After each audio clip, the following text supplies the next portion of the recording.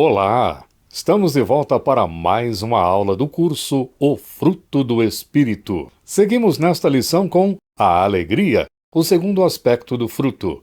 Vamos dividir a aula em duas partes. A primeira fará uma breve revisão sobre o problema na galáxia e avançará na solução. A segunda parte vai se concentrar no tema da lição, a alegria. Vamos então à primeira parte, o problema na galáxia. E como vimos na introdução 2, o apóstolo Paulo levou o evangelho de Jesus Cristo aos habitantes da galáxia e deixou ali uma igreja solidamente fundamentada com doutrina sã. Mas algum tempo depois de sua partida dali para atividades missionárias, Paulo fica sabendo que alguns mestres, vindos de Jerusalém, ou seja, judeus, estavam disseminando doutrinas diferentes entre os gálatas. Doutrinas essas que iam totalmente contra tudo que ele havia ensinado. Paulo cria que a mensagem que ele pregou aos gálatas era o puro evangelho e não podia ser mudado, acrescentado, nem melhorado. Paulo entendia assim, não porque era uma mensagem dele, porque ele havia falado, não, mas porque fora passada a ele pelo próprio Jesus. Paulo tinha tanta certeza do que ele pregava que ele até abre a carta aos Gálatas dizendo lá no capítulo 1, versículo 8, o seguinte: Mas, ainda que nós, ou mesmo um anjo vindo do céu, vos pregue evangelho que vá além do que vos temos pregado, seja anátema. O que este versículo quer dizer é que se alguém como um dos apóstolos, como ele, Paulo, ou até mesmo ele, ou quem sabe até um anjo de origem celestial pregasse outro evangelho, tal pessoa, tal criatura, deveria ser anátema. Esta é uma palavra grega e significa muito mais do que apenas amaldiçoar, como muita gente fala. Amaldiçoar é uma ação de maldizer alguém. Não é só isso. Anátema tem a ver com uma oferta de sacrifício entregue para pagar um voto. Só que a oferta é destruída. Em outras palavras, se alguém anunciasse outra mensagem que não fosse o evangelho da parte de Jesus, então que Deus fosse louvado na destruição desse alguém. Pesado, hein? Mas real e verdadeiro. E por que Paulo fala assim? Porque somente Deus, em sua graça, sem igual, pode mudar a situação espiritual de uma pessoa, seja em termos de salvação, da maldição do pecado, seja em termos morais. Mas se os 4 primeiros capítulos da carta aos Gálatas tratam de salvação, os capítulos finais formam a parte moral e ética da carta, porque falam sobre como se deve ser e proceder de modo a agradar a Deus. E não é guardando a lei de Moisés que isso acontecerá. A lei, como já foi dito, só pode me dizer que eu sou mau e que eu não amo como Deus quer. Não há nada neste mundo que me faça amar como Deus ama. Então, estamos perdidos? Não há salvação? Claro que não, não é isso. Paulo nos diz que, pelo fato de termos o Espírito, Cristo está sendo formado em nós, como vemos lá no capítulo 4, versículo 19 de Gálatas. Meus filhos, por quem de novo sofro as dores de parto, até ser Cristo formado em vós. O apóstolo nos ensina que o melhor de Deus, que é Jesus, está sendo formado em nós, o seu povo. Portanto, o caráter de Deus pela habitação do Espírito em nós garante que tenhamos vidas morais e éticas, ou seja, que tenhamos princípios que nos levem a práticas que agradem ao Senhor, porque, acima de tudo, Ele verá no seu povo. É isso mesmo, Ele olhará para o seu povo, mas Ele verá, sabe quem? O Filho Eterno. Este caráter santo, em contraste com as obras da carne, é o fruto do Espírito. E alguém que tem este fruto não necessita de mais nada, nada a mais que Deus exija e nada a mais que necessite em relação ao que o mundo prega em termos de ética e moral. Ter Cristo sendo formado em si, porque se é habitado pelo Espírito e por isso não necessitar de mais nada para alegrar a Deus, é o que é chamado aqui em Gálatas capítulo 5, 22, 23, de fruto do Espírito. Um dos aspectos deste fruto é a alegria, que não aparece na maioria das listas antigas de virtudes entre os gregos e os romanos. Por outro lado, Paulo menciona a alegria ou regozijo mais de 40 vezes em suas cartas. Reforçando o que já foi dito na aula anterior, esta não é o tipo de alegria como a do mundo, porque é o Espírito quem produz esta alegria, e esta verdade nós podemos ver em vários lugares no Novo Testamento. Por exemplo, Romanos, que também é uma carta do apóstolo Paulo, capítulo 14, versículo 17. Porque o reino de Deus não é comida nem bebida, mas justiça e paz e alegria no Espírito Santo. Há quem diga que a alegria do Espírito só vem depois de algum tempo com a maturidade, mas isso vai contra o Novo Testamento, porque esta alegria já começa a surgir bem cedo, desde a conversão. Vamos a uma carta de Paulo, outra carta de Paulo, a primeira carta aos Tessalonicenses, que fala sobre isso, capítulo 1, versículos 5 e 6. Porque o nosso evangelho não chegou até vós tão somente em palavra, mas sobretudo em poder, no Espírito Santo. Com efeito vos tornastes imitadores nossos e do Senhor, tendo recebido a palavra, posto que em meio de muita tribulação, com alegria do Espírito Santo.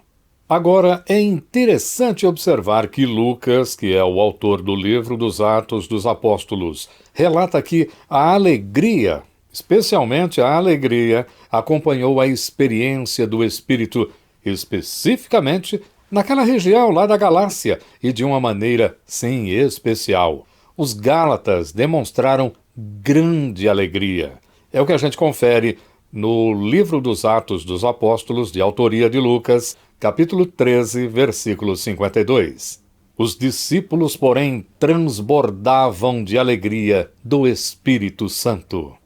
Eu acho que já deu para ver que a alegria é um tema muito presente por toda a Bíblia. Há várias palavras para a alegria e seus termos semelhantes. No Novo Testamento, que é o nosso foco, encontramos substantivos, verbos, adjetivos, advérbios, todos falando de alegria. A palavra grega usada aqui em Gálatas capítulo 5, versículo 22, que é o nosso texto, a palavra usada para alegria é chara. Nós a encontramos 59 vezes no Novo Testamento e só não aparece no livro do Apocalipse. Mas alegre-se, que é outra palavra que é da mesma raiz, está por todo o Novo Testamento, inclusive o Apocalipse. Como se vê, fôlego existe para falarmos sobre alegria. Na verdade, há até a teologia da alegria, com todo o seu conteúdo cativante e profundo. Mas para os nossos interesses, em vez de fazermos uma análise horizontal pelos livros do Novo Testamento, nós vamos falar de alegria em termos de postura, da maneira de agir diante da vida em seus mais diversos cenários, não importam as circunstâncias ou contextos em que estivermos. E já está começando a segunda parte, a verdadeira alegria. Vemos na última aula que os grandes influenciadores da antiguidade, os estoicos e os epicureus, diziam que uma vida boa ou uma vida plena é a vida feliz. Felicidade é tudo o que importa. Só que cada um daqueles grupos apresentou sua forma de ver a felicidade e como chegar a ela. De modo geral, felicidade era vista no mundo greco-romano como um sentimento bom, e muitos viam uma ligação com a alegria. A alegria, apesar de não ser considerada uma virtude, era uma emoção que alguém deveria sentir para se dizer feliz naquelas culturas.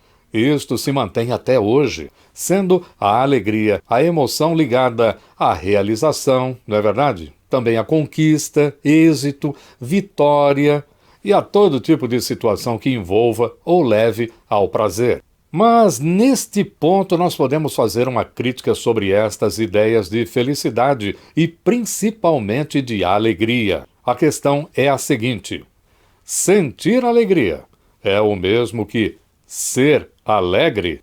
E agora, hein? Entenda a diferença. Sentir alegria tem a ver com o momento, com a situação ou até mesmo com o estado mental em que alguém está. Por exemplo, quando se fica na expectativa de receber uma boa notícia e ela vem, ou quando alguém está na companhia só de pessoas amistosas, ou quando se ouve uma palavra de elogio ou de aprovação. Em todas estas situações, nós temos sentimentos de alegria. Mas, acabadas estas ocasiões, quando as luzes do palco se apagam e o cenário de aplausos muda totalmente, o sentimento se vai e aquela alegria, com ele, ela se acaba. Mas ser alegre é totalmente diferente. Como cristãos, não podemos seguir os epicureus porque consideravam todos os prazeres, incluindo os da carne. Neste caso, estamos mais perto dos estoicos, que insistem que, para se alcançar a felicidade real, tem que se aprender a diferenciar os prazeres passageiros dos duradouros. Mas é muito pouco, e ainda não é isso o que Paulo nos diz em Gálatas. Então, a quem recorreremos? Bom, já que não podemos acompanhar também os estoicos, porque são muito limitados, a sugestão desta aula é observar a alegria em Paulo, que nos diz que ela é do Espírito. Por não ter origem em nós mesmos, a alegria verdadeira é aquela que vem do Espírito. Uma alegria que vem da própria pessoa é falsa, porque é artificial. A alegria de Paulo não era uma ideia dele, mas uma obra do Espírito. Sendo assim, tem de ser diferente dos prazeres deste mundo. Para começar, ela tem de ser permanente, não pode se acabar. Por isso, não pode depender de situações. A alegria do Espírito está totalmente unida à constância. Como vemos, constância é uma virtude, uma qualidade que produz bem pessoal e coletivo. Constância significa perseverança, firmeza, qualidades tão bem recomendadas no Novo Testamento. Mas, além disso, a alegria do Espírito tem de estar enraizada em um tipo de relacionamento que não seja humano. Estas condições só são preenchidas por Jesus. Nós vamos achar estas coisas no Evangelho que Paulo prega. Sabemos que a palavra Evangelho significa boas novas, boas notícias. Veja, quando Jesus nasceu, os pastores que estavam naquela noite guardando os seus rebanhos lá nos campos, em Belém, ouviram de um anjo a seguinte mensagem: Eis aqui vos trago boa nova de grande alegria, que o será para todo o povo. É que hoje vos nasceu na cidade de Davi o Salvador, que é Cristo, o Senhor. Esta bela mensagem nós vemos ali no Evangelho de Lucas, capítulo 2, versículos 10 e 11. A grande alegria, então, é que Jesus veio para os seus. E já que Cristo está sendo formado em nós, a alegria do Espírito é moldada por tudo que tem a ver com Jesus. Seu nascimento, vida, morte, ressurreição, ascensão. Desde o Antigo Testamento, Deus havia prometido enviar o Salvador e cumpriu esta promessa. Podemos então dizer que a alegria do Espírito é a satisfação que enche completamente a pessoa, quando ela sabe que o Deus vivo e verdadeiro está cumprindo suas promessas de restaurar todas as coisas na pessoa do Filho, Jesus Cristo. Mas há mais. A alegria do Espírito é verdadeira porque Deus enviou Jesus, mas também porque a obra de Jesus foi completa. Deus, o Pai, aceitou, aprovou toda a realização do seu Filho. A prova disso é que ele foi ressuscitado e está à direita do Pai. E porque Jesus realizou esta obra maravilhosa de restauração, é que o novo mundo foi inaugurado. E ele é o Senhor. Mas não é só, porque Deus enviou o seu Filho Jesus Cristo e ele concluiu sua obra de restauração, inaugurando um novo mundo. Os seguidores de Jesus não são pessoas apenas com uma nova religião, com um novo conjunto de doutrinas. Não, esses aí são habitantes deste novo mundo. E estes cidadãos e cidadãs, que agora estão debaixo do governo de Deus, podem crer e agir de acordo com este novo mundo, porque está sendo formado neles o caráter de Cristo pelo Espírito. Isso é o que alegra Paulo. Dito de outro modo, a alegria de Paulo é a satisfação que ele tem por causa destas colossais e divinas realizações de Deus por meio de Jesus, graças ao poder do Espírito. É claro que alguém pode perguntar, mas a vida é bem complexa, tem altos e baixos. Há exemplo disso tudo na vida de alguém? Claro que há. É o que vemos, por exemplo, quando lemos a carta aos Filipenses, também de Paulo. Este documento santo é conhecido como a Carta da Alegria. Não sem motivo, o nosso apóstolo fala de alegria 16 vezes nos 4 capítulos de Filipenses. Agora, um detalhe. Sim, Paulo fala de alegria o tempo todo nesta carta aos Filipenses, mas saiba que ele estava preso. Sim. Olha, há uma polêmica sobre local e datas, por isso eu vou ficar com o pensamento mais antigo sobre isso. Mas sim, nosso apóstolo estava preso, provavelmente em sua casa em Roma, e ali ficou por 2 anos, até sua morte no ano 62. Como se vê, as circunstâncias não eram nada favoráveis a Paulo. Na verdade, as coisas pareciam, a olhos humanos, um grande fracasso, mas não para este apóstolo de Jesus. Para ele, a alegria vinha do fato de que ele havia conhecido Jesus e um dia estaria com seu Senhor. Só isso. Outro componente importante na alegria de Paulo, que não passa despercebido, havia no apóstolo uma satisfação tal que nada neste mundo poderia nem tirar e nem acrescentar a ele alguma alegria. O prazer de Paulo em Jesus era inabalável. Esta satisfação é um contentamento. Mas o que é contentamento? Bom, imagine alguém que depois de comer muito bem e ter sua fome completamente saciada, recusa qualquer oferta de alimento a mais porque está totalmente satisfeito. Você já viu isso? Alguém chega e diz, aceita mais? Não, muito obrigado, eu estou satisfeito. Assim era com Paulo. Jesus era tudo o que Paulo necessitava. Não importava se estava na prisão ou livre, ou se desfrutava de tranquilidade ou era perseguido, se tinha o que comer ou passava fome, se possuía dinheiro ou não tinha o suficiente, se estava saudável ou doente, se estava com os seus irmãos ou estava indo para a morte. Depois de Jesus entrar em sua vida, tudo se tornou relativo para este apóstolo. Ele aprendeu a ter e a não ter. Enfim, como disse o próprio Paulo, ele podia todas estas coisas porque estava em Jesus. Ele estava em Jesus. E Jesus o fortalecia, como ele vai dizer lá na carta aos Filipenses, capítulo 4, versículo 13. Tudo posso naquele que me fortalece. Agora dá para entender o porquê Paulo manda nos alegrarmos lá em Filipenses capítulo 4, versículo 4. Alegrai-vos sempre no Senhor. Outra vez digo, alegrai-vos. Esta é a 3ª vez que Paulo encoraja os crentes filipenses a se alegrarem. A primeira foi no capítulo 2, versículo 18, e a segunda no capítulo 3, versículo 1.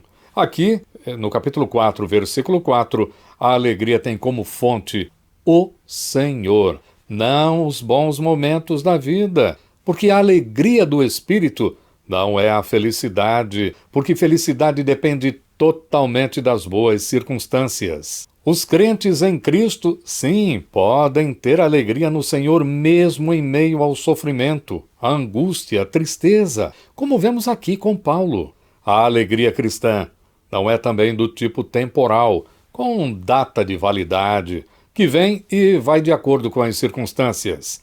Em vez disso, baseia-se totalmente no relacionamento da pessoa com o Senhor e, portanto, é uma qualidade de vida. Mais ainda, a alegria do Espírito é um modo de vida profundamente espiritual e duradouro. Esse modo de vida se expressa na alegria, que não é uma opção, uma alternativa para os cristãos, mas um imperativo, um mandamento. Paulo insiste que a alegria deve ser no Senhor e que a alegria é sempre.